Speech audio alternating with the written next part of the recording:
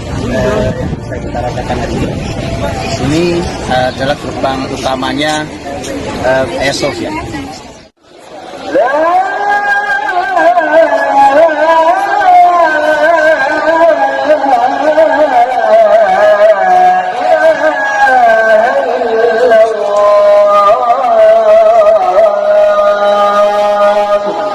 Allahu Akbar, la ilaha illallah. Walau baru adzan yang boleh diperdengarkan di Hagia Sophia, dan sudah lama muslimin tidak sholat di sini, tapi suatu hari pasti mereka akan kembali sholat di Masjid Hagia Sophia.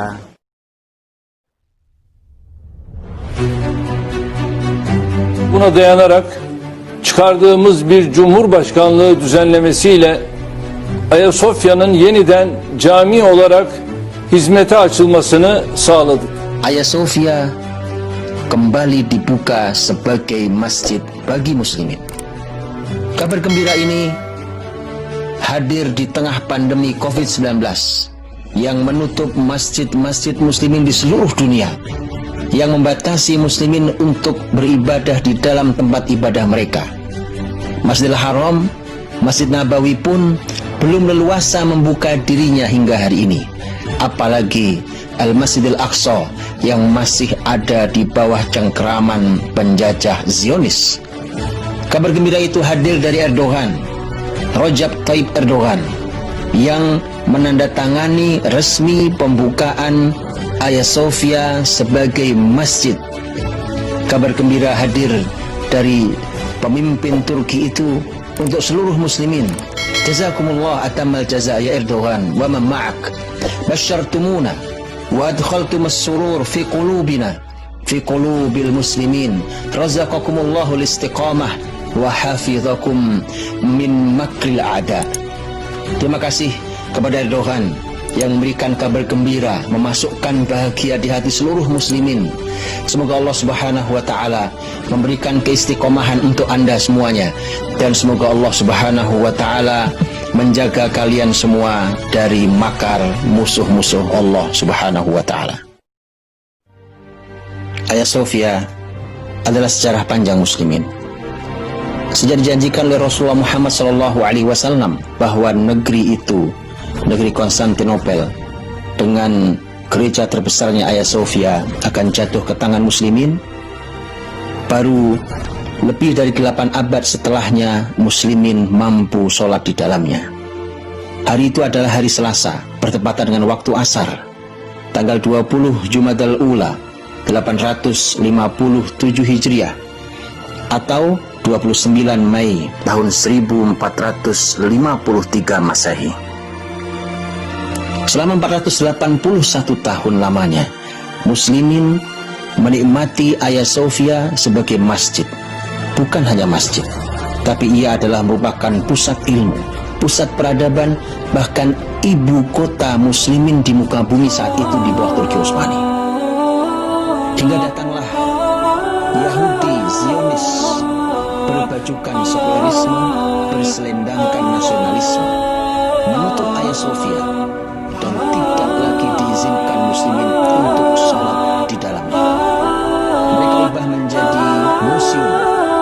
86 tahun lamanya mereka melakukan kezaliman itu. 86 tahun lamanya muslimin merindu hanya sekedar untuk sholat 1 rakaat di dalamnya. Termasuk saya.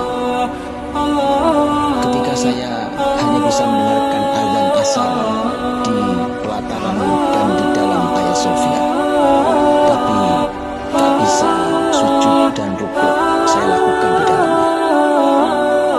Tapi alhamdulillah, Jumat yang lalu, tanggal 10 bulan Juli 2020 atau tanggal 19 Zulqa'dah 1441 Hijriah, telah resmi Hagia Sophia dibuka kembali sebagai masjid bagi muslimin.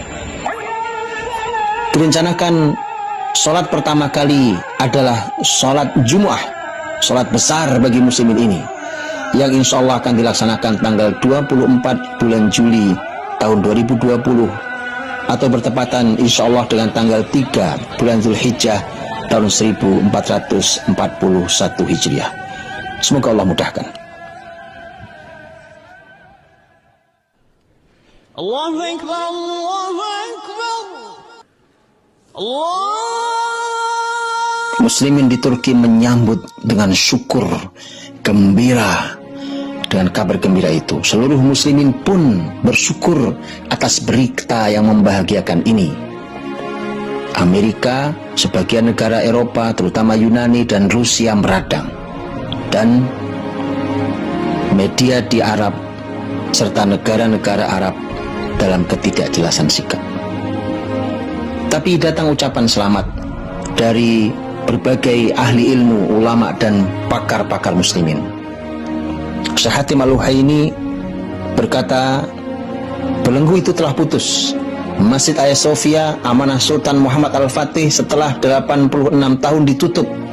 Hari ini muslimin memasukinya dengan wudhu, bukan dengan tiket. Siapa yang tidak bahagia dengan dikumandangkannya azan di dalamnya, hendaknya mengecek kembali dirinya. Ya Allah, muliakan Islam dan muslimin. Dalam tweetnya, Dr. Muhammad Al-Mukhtar Asy-Shinqiti sebagai pakar ilmu politik Islam berkata, tahun lalu seorang wanita menari tarian balet di dalam Masjid Hagia Sophia. Hal itu memicu kemarahan muslimin dari dalam dan luar Turki, dan hari ini ia kembali menjadi masjid yang bersih dari semua hal kotor itu. Selamat untuk muslimin seluruh dunia, dan bela sungkawa untuk kaum munafik yang menjilat seluruh agama dan memerangi Islam. Ya Rob, kau telah memberikan nikmat, maka tambahi.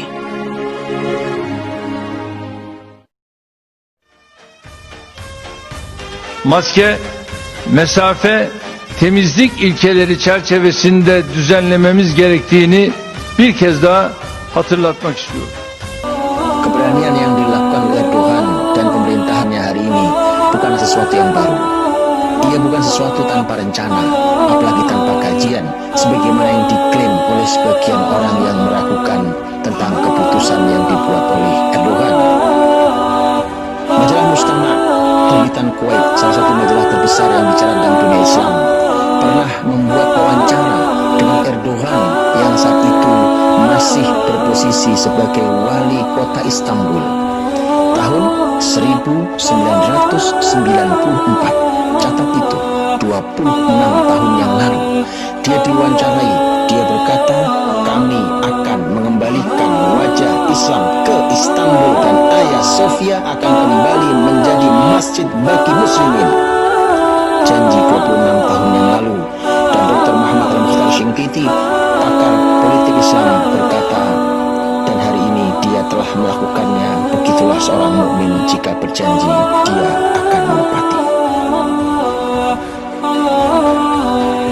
Di dalam Twitter Erdogan yang berbahasa Arab, dia kembali mengunggah tulisan, menghidupkan kembali Hagia Sophia adalah kabar gembira untuk kembalinya kemerdekaan Masjidil Aqsa.